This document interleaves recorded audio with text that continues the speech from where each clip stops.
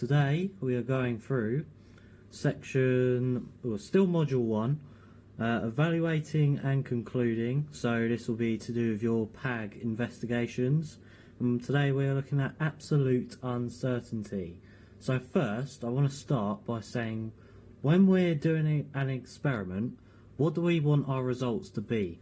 We want them to be three things. We want them to be precise,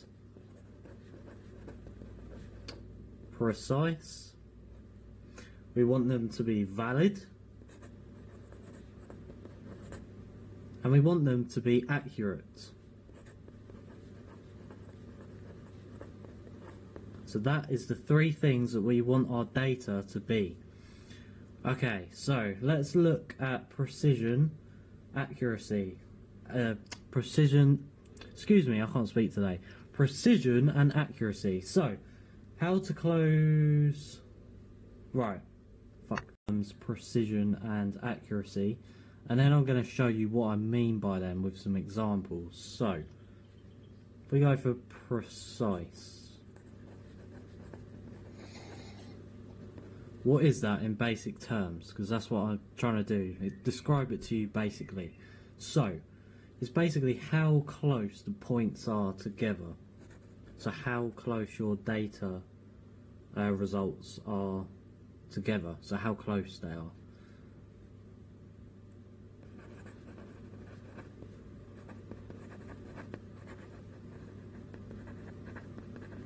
Let's move that over a tad. There we go. How close points are.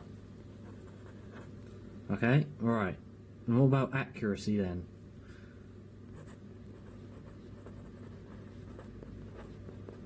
So if something is accurate, it means that the data points, we'll go with accuracy. What does accuracy mean? It means how close your data is to the real thing.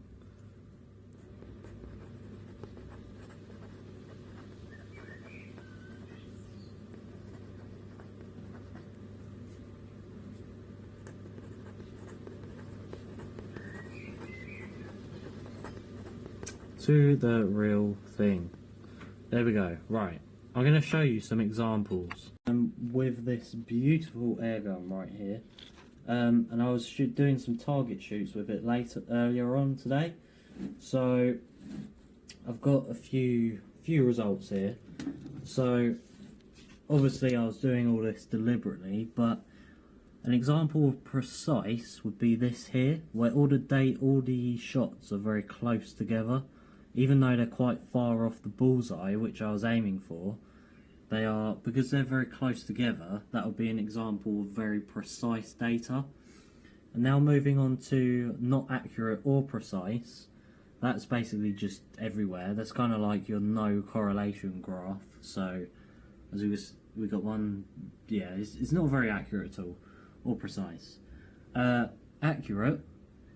So although these are not very precise because they're not all close together, they are accurate because they're very similar. They're very close. Well, not very close, but they're close to hitting here. To be honest, this isn't the best example, but yeah, there you go.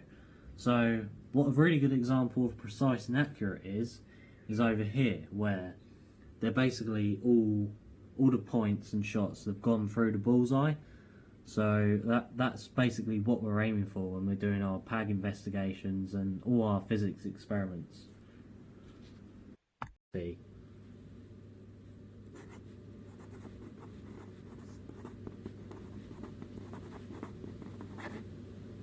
Uncertainty in measurements. So it's worth noting that all measurements that you take have an experimental uncertainty.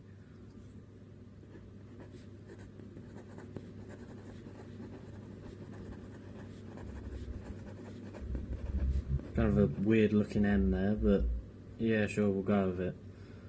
So, by every measurement has an uncertainty. So, I'll show you a classic example here. If I take this ruler here, and if I measure this length of this wire, or going back to the gun example, this baby here, if we go back to the gun example and measure this bullet right here.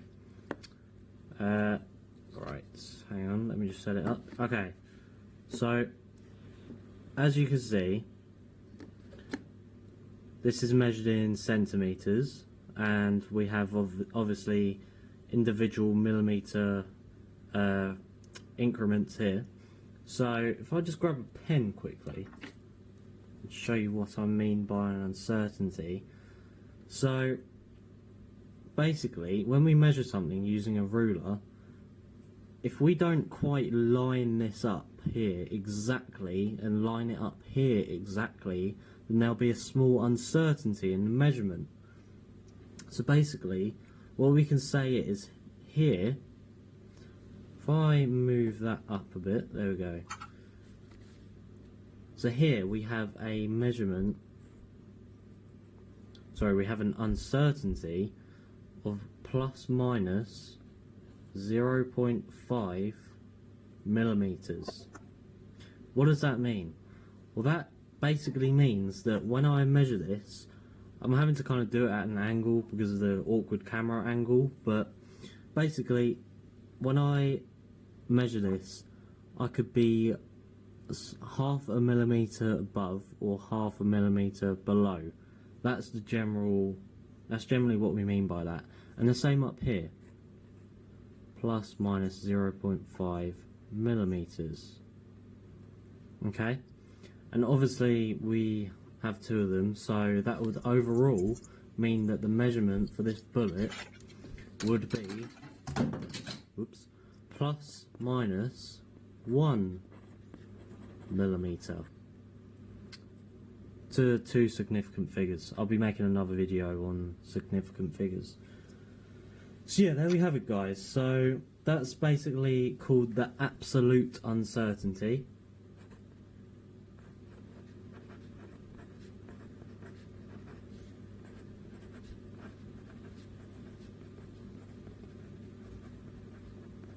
Absolute uncertainty.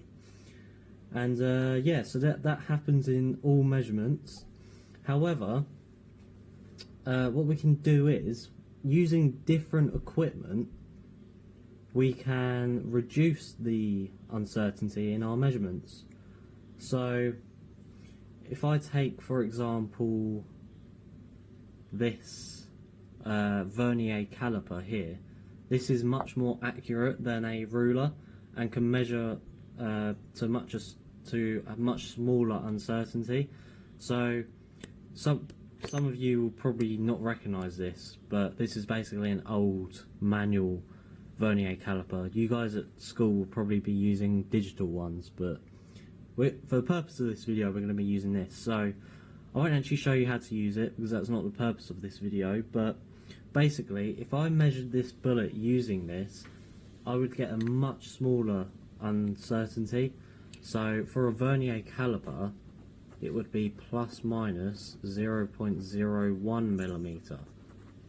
Okay, because each side it would be 0.05.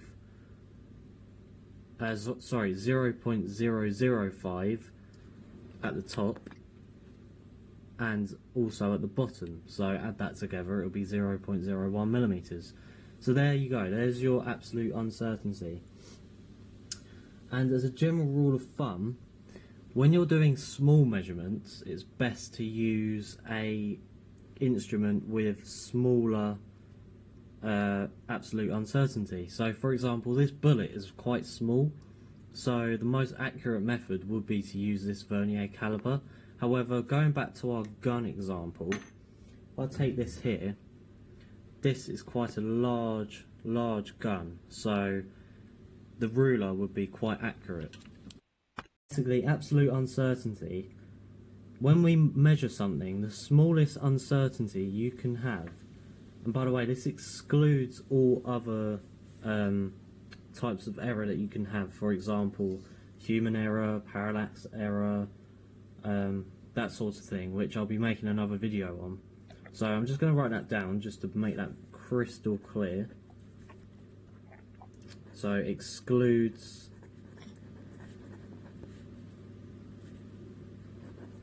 all other potential types of error. So excluding that, what we can say is the smallest uncertainty in a measurement is plus minus half a division. So smallest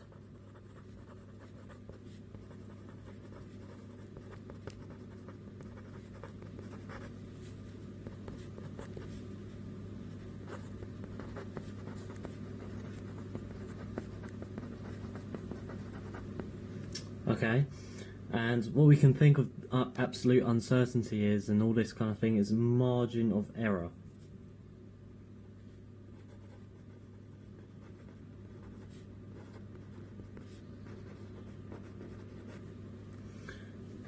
So that's basically